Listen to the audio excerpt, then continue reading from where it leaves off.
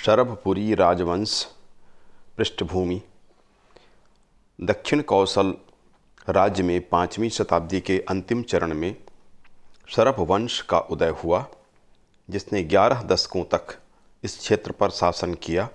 Doctor P.L. Mishra के अनुसार 470 से 580 ईस्वी तक शरभवंशीय शासकों ने इस क्षेत्र को गौरवान्वित किया। शरभपुर अनार्य सभ्यता और संस्कृति के मध्य आर्य सभ्यता और संस्कृति का द्वीप था या द्वीप की तरह था, ये मानते हैं। डॉक्टर श्याम कुमार पांडे के अनुसार इस वंश का कार्यकाल 342 ईस्वी से लेकर 515 ईस्वी तक था। इस वंश के संस्थापक के रूप में शरभ राज को स्वीकार किया जाता है, जिनकी राजधानी सारंगगढ़ को माना जाता है। इनका कोई ताम्रपत्र अथवा शिलालेख नहीं है। इसके बाद शासक नरेंद्र के पीपरदुला अथवा सारंगगढ़ के दानपत्र में जानकारी मिलती है कि वह शरभ का पुत्र था। इन्हीं के नाम पर राजधानी शरभपुर का नामकरण हुआ। इस वंश का उल्लेख भानुगुप्त के एरण शिलालेख में भी प्राप्त होता है। शरभ राज को वाकाटकों का सामंत माना जाता है, जो स्वतंत्र हो गया था। एक ताम्रपत्र में शरभ राज को वैष्णव धर्म का अनुयायी बताया गया है तथा उसमें परम भागवत अंकित है। इस वंश के शासक संस्कृत और ब्राह्मणों को दान देते थे। इनकी मुद्राओं में राजलक्ष्मी अंकित है। इस वंश के द्वारा जारी सिक्के और ताम्रपत्र शरभपुर से जारी किए गए थे। इस कारण इनके वंश को शरभपुरीय वंश कहा जाता है। इस वंश के शासकों का क्रम इस प्रकार है। तो यह स्पष्ट है कि शरभपुरीय वंश इसलिए कहा जाता है क्योंकि जितने भी सिक्के या ताम्रपत्र अधिकांश जो जारी हुए वो शरभपुर से संबंधित थे। इसका उल्लेख बार बार मिलता है। यद्यपि शरभपुर नगर को लेकर द्विधा विद्यमान है, क्योंकि इसके लिए पर्याप्त प्रमाण नहीं मिलते। पहले शासक के रूप में शरभ राज। इस वंश के संस्थापक शरभ राज के विषय में यह मत स्वीकार किया जाता है कि यह वाकाटक नरेश प्रवरसेन का सामंत था। 435 ईस्वी में प्रवरसेन प्रथम की मृत्यु के पश्चात पुत्रों में छिड़े उत्तराधिकार युद्ध का लाभ उठाकर शरभ राज ने दक्षिण कौसल में स्वतंत्र सत्ता की स्थापना की थी। शरभ राज के द्वारा अपने नाम से सिक्के चलाए गए तथा स्वयं के नाम पर राजधानी भी इनके द्वारा स्थापित की गई। इनके द्वारा प्राकृत के स्थान पर संस्कृत भाषा में सिक्कों पर लेखन कराया गया था। डॉक्टर श्याम कुमार पांडे के अनुसार प्रतीत होता है कि शरभ राज ने अपने बाहुबल से महानदी के संपूर्ण उत्तर भूभाग पर अपना आधिपत्य जमाया, अर्थात संपूर्ण बिलासपुर रायगढ़ जिला उसके अधीन था। शरभ राज ने लगभग 342 से लेकर 352 के आसपास तक राज्य किया था। दूसरे राजा थे महेंद्र या राजा महेंद्र या महेंद्र राज। राजा महेंद्र के विषय में गुप्त सम्राट समुद्रगुप्त के प्रयाग प्रशस्ति स्तंभलेख से जानकारी मिलती है कि उत्तर भारत विजय के पश्चात जब वह दक्षिण भारत विजय के लिए आगे बढ़ा, तब कौशल के महेंद्र से उसका युद्ध हुआ। महेंद्र के द्वारा समुद्रगुप्त के संदेश को अस्वीकार किया गया। यद्यपि वह युद्ध में परास्त हुआ एवं बंदी बना लिया गया, किंतु बाद में उसे छोड़ दिया गया। महेंद्र के परिवार के विषय में जानकारी उपलब्ध नहीं है। पुत्र विहीन होने के कारण छोटा भाई नरेंद्र इसके पश्चात गद्दी पर बैठा। डॉक्टर श्याम कुमार पांडे महेंद्र का शासनकाल 360 ईस्वी से 390 ईस्वी तक 25 वर्ष कहते हैं, तो 25 वर्ष से ज़्यादा हुआ, 30 वर्ष हो जाता है। नरेंद्र तीसरे शासक, यह शरभ राज का पुत्र था। अपने शासन के तीसरे वर्ष में इसने पीपरदुला एक स्थान का नाम है, ताम्रपत्र जारी किया, जिसमें उसने अपने को शरभ का पुत्र बताया था। डॉक्टर श्याम कुमार पांडे इनका शासनकाल 390 से 420 ईस्वी स्वीकार करते हैं। अजय मिश्र शास्त्री की गणना 500 से 525 ईस्वी के मध्य, डॉक्टर P.L. मिश्रा 490 से 515 ईस्वी तक इनका कार्यकाल मानते हैं। इस तरह से विभिन्न मत प्राप्त होते हैं, क्योंकि स्पष्ट सन का उल्लेख नहीं होने के कारण इस तरह से कयासबाजी की जाती है। नरेंद्र के द्वारा रायपुर जिले में राजिम, महासमुंद के क्षेत्र में शिवरी नारायण, सारंगढ़ के अतिरिक्त उड़ीसा के संबलपुर जिले में सोनपुर तक अपने राज्य का विस्तार किया गया था। यह वैष्णव धर्म का अनुयायी था। उसकी मुद्राओं में गजाभिषिक्त लक्ष्मी का अंकन प्राप्त होता है। गजाभिषिक्त लक्ष्मी आप जानते होंगे कि माता लक्ष्मी की मूर्ति हो या उनका चित्र हो और गज के द्वारा जलाभिषेक कुंभ में या घड़ों में पानी लेकर उनके ऊपर छोड़ा जाता हो, ऐसी मूर्तियों या चित्र को गजाभिषिक्त लक्ष्मी कहा जाता है। तो इस तरह का अंकन मिलता है। इनके 25 वर्षों के लगभग राज्यकाल में 2 ताम्रपत्र, पहला पीपरदुला और दूसरा कुरुद क्षेत्र से प्राप्त होता है।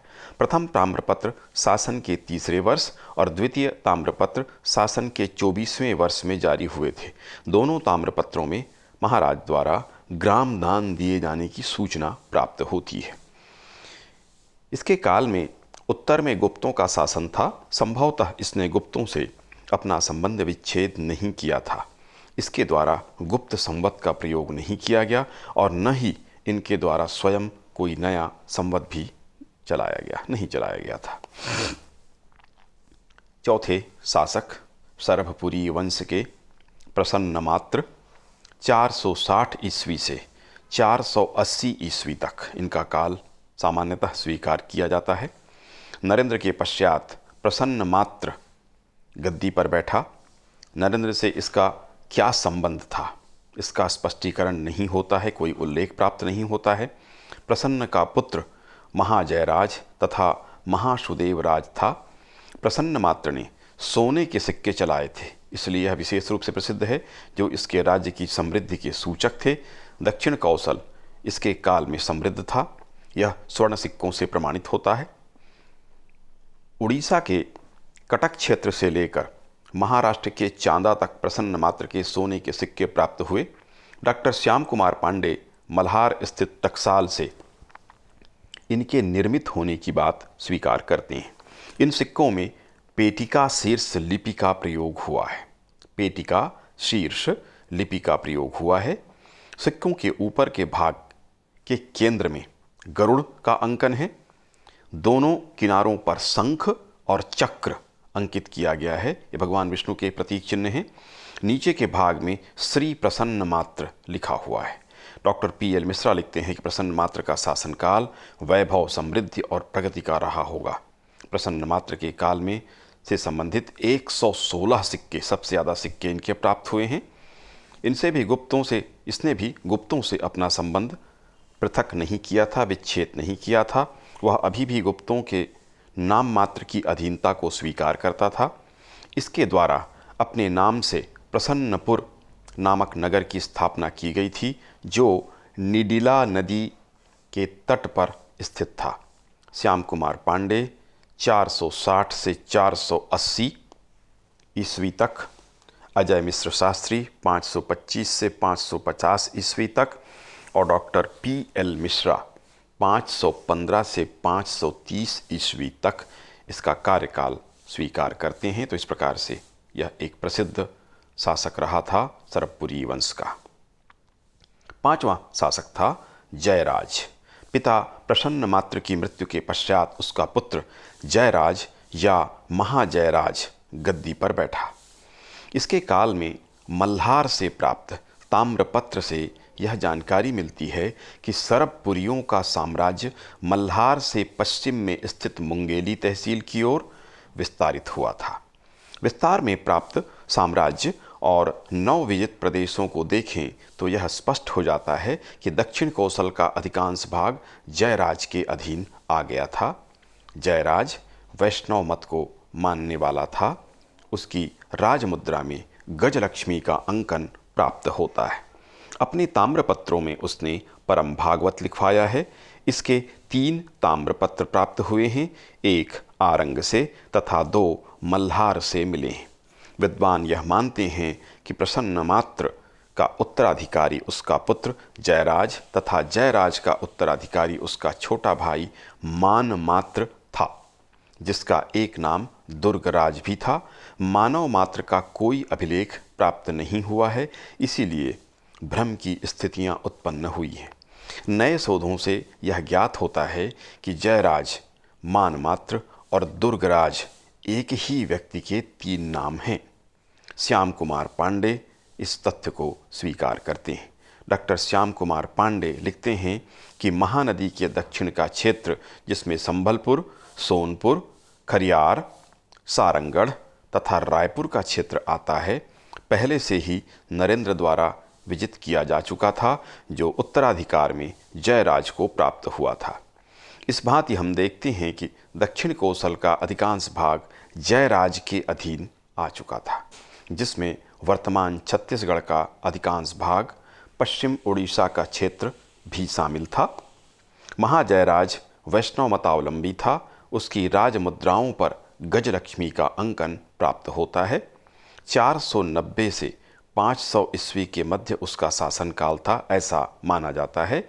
अपने ताम्रपत्रों में उसने अपने को परम भागवत उल्लिखित किया है। ब्राह्मणों को दान देने की प्रथा का पालन सर्वपुरीय राजवंश करता था।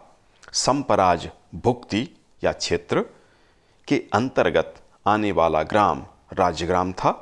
इसको विष्णु स्वामी नामक एक ब्राह्मण को इसने दान में दिया था। आरंग ताम्रपत्र में पूर्व राष्ट्र शब्द का उल्लेख प्राप्त होता है कि जयराज का साम्राज्य बढ़ गया था, इसका भी स्पष्टीकरण हुआ इस शब्द से, और उसे पूर्व एवं पश्चिम राष्ट्र से संबोधित किया जाता था, इसका भी पता चला। दुर्गराज के द्वारा वर्तमान दुर्ग नगर की स्थापना की गई थी, ऐसा माना जाता है, किंतु राय बहादुर हीरालाल के अनुसार दुर्ग का संबंध शिवदुर्ग नामक शासक से था, न कि इससे। छठा शासक इस वंश का सुदेवराज। जयराज के 3 पुत्र थे, सुदेवराज, प्रवरराज और व्याघ्रराज। जयराज के बाद उत्तराधिकारी उसका पुत्र सुदेवराज हुआ। इनके 8 ताम्रपत्र प्राप्त हुए हैं। इनमें 6 सरभपुर से और 2 सिरपुर से जारी किए गए प्रतीत होते हैं, या इसका पता चलता है। डॉक्टर अजय मिश्र शास्त्री सुदेवराज को सिरपुर का संस्थापक भी मानते हैं। सुदेवराज का आरंग पर अधिकार था। यह आरंग से प्राप्त अभिलेख से भी पुष्ट होता है। राज्य की रक्षा के लिए सिरपुर को दूसरी राजधानी बनाना इस काल में आवश्यक था। ये राजनीतिक मांग थी, जिससे राज्य के दक्षिण भाग की रक्षा हो सके। दक्षिण आरक्षित हो जा रहा था, इसलिए सिरपुर को भी इसने राजधानी बनाया। इसका कार्यकाल 500 से लेकर 510 ईस्वी तक था। कुछ इतिहासकार इनका कार्यकाल 571 ईस्वी से 580 ईस्वी तक मानते हैं। इसके काल में इंद्रबल नामक व्यक्ति का उल्लेख सर्वाधिकारकर्ता के रूप में प्राप्त होता है। पांडुवंशी राजा उदयन के पुत्र के रूप में इसकी पहचान की गई है। इंद्रबल इसके दरबार में दरबारी की हैसियत से आगे बढ़ा होगा तथा महत्वपूर्ण पदाधिकारी बन गया होगा, ऐसा अनुमान किया जाता है। डॉक्टर मिश्रा के अनुसार प्रशासनिक इकाई में पूर्व राष्ट्र का उल्लेख आया है, जो इस बात की पुष्टि करता है कि सर्वपुरी राज्य 2 प्रमुख इकाइयों में या 2 भागों में बढ़ चुका था, पूर्व राष्ट्र और स्वराष्ट्र या स्वराज्य।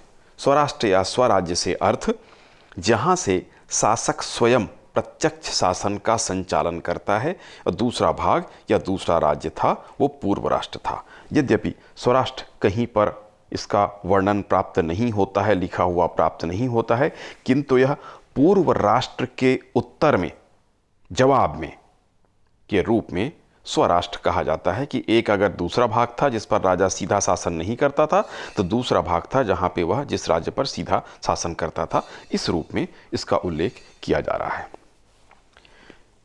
कुछ इतिहासकारों ने अनुमान किया है कि पूर्व राष्ट्र का अर्थ संबलपुर का क्षेत्र था, जो वर्तमान में हमारे इसी इलाके से, हमारे कॉलेज के इलाके से लगा हुआ है।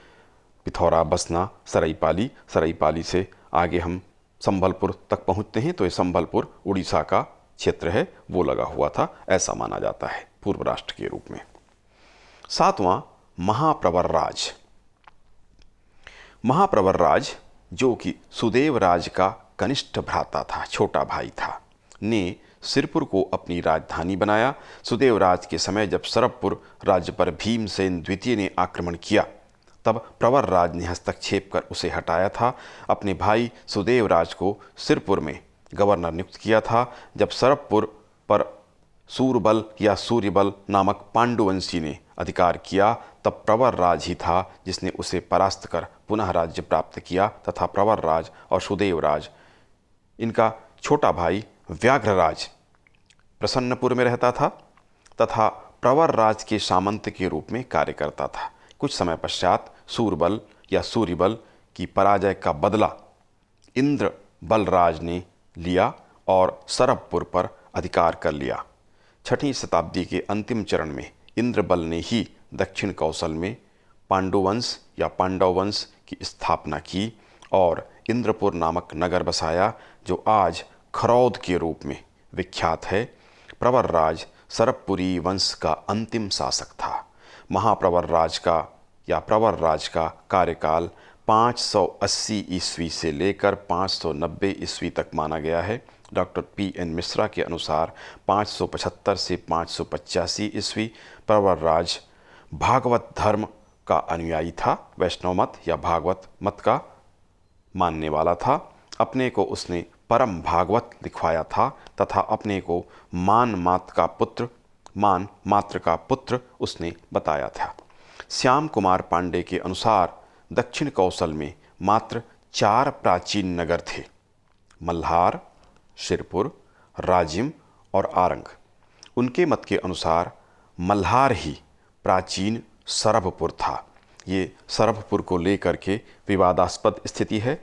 विवादास्पद न कह के ये कहें कि इसके विषय में पर्याप्त प्रमाण नहीं है कि वस्तुतः सरभपुर था कौन सा नगर। स्पष्ट रूप से अब सरभपुर नाम का कोई नगर प्राप्त नहीं होता है। इसी कारण से यह स्थितियां उत्पन्न होती हैं कि वस्तुतः सरभपुर कहाँ था। तो श्याम कुमार पांडे के अनुसार दक्षिण कौशल में मात्र 4 प्राचीन नगर थे, मल्हार, सिरपुर, राजिम और आरंग। उनके मत के अनुसार मल्हार ही प्राचीन सरभपुर था। कनिंघम के अनुसार सरभपुर महाराष्ट्र में वर्धा जिले के आरवी क्षेत्र से संबंधित था। फिर उन्होंने आगे कहा कि यह वस्तुतः संभलपुर ही सरभपुर था। संभलपुर को उन्होंने सरभपुर बताया, नाम भी मिलता हुआ है संबलपुर, सरभपुर। राय बहादुर हीरालाल सिरपुर को सरभपुर बताते हैं। सिरपुर के साथ भी इसका नाम मिलता जुलता है, संभलपुर, सिरपुर, सरभपुर एक तरीके के नाम हैं। इसको उन्होंने बताया। पंडित लोचन प्रसाद उड़ीसा स्थित सरभगढ़ को सरभपुर बताते हैं या मानते हैं। शिवरी नारायण के समीप सारवा नगर स्थान को भी इनके द्वारा, पंडित लोचन प्रसाद के द्वारा सरभपुर से इसको जोड़ते हैं, जो शिवरी नारायण के पास है। M.G. दीक्षित सरभपुर को सिरपुर के पास मानते हैं। तो ज़्यादा संभावना इसी बात की है कि सरभपुर जो था वह सिरपुर रहा होगा या संभलपुर रहा होगा। कुछ लोग सारंगढ़ को भी इस नगर के रूप में चिन्हित करते हैं।